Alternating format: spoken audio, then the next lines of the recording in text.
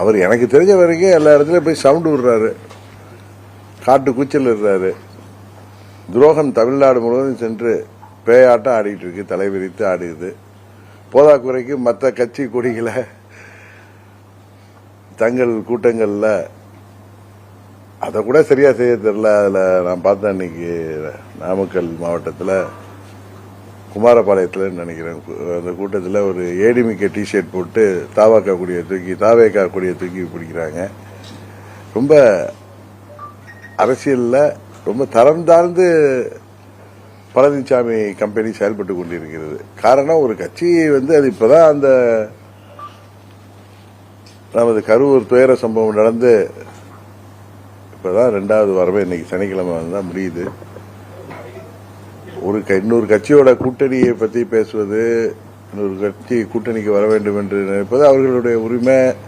தேர்தல் இருக்கிற இடத்துல கூட்டணி வேணும்னு ஒரு கட்சி நினைக்குது, அதெல்லாம் தவறு இல்லை. ஆனா அவர்கள்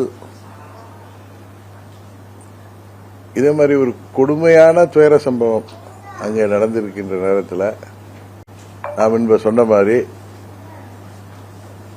வீடு பற்றி எரிகிறப்ப சுருட்டுக்கு நெருப்பு கேட்கிற மாதிரியும்,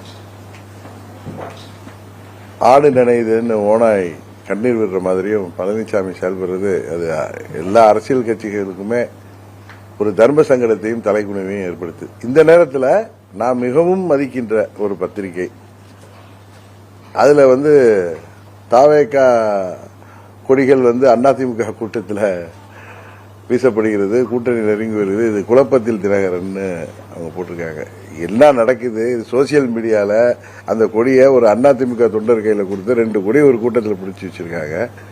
இன்னும் நான் பார்த்த தாவேகாவுடைய அந்த நாமக்கல் மாவட்டத்தில் அது வன்மையை கண்டிச்சு நம்ம நிர்வாகிகளோ தொண்டர்களோ யாரும் வேற கூட்டங்கள்ல, மாற்றுக் கட்சி கூட்டங்கள்ல போய் கொடியை தூக்கக்கூடாது, கொடியை ஆட்டக்கூடாது அப்படின்னு கூட போட்டிருக்காங்க. ஆனா அது அவங்க இல்ல, அது ஏடிஎம்கே டிஷர்ட் போட்டு ஒரு இன்னொரு கட்சி தொண்டர் போய் யாராவது கொடியை பிடிப்பாங்களா? அதை கூட சரியா தெரிய செய்யல பழனிசாமி கம்பெனிக்கு.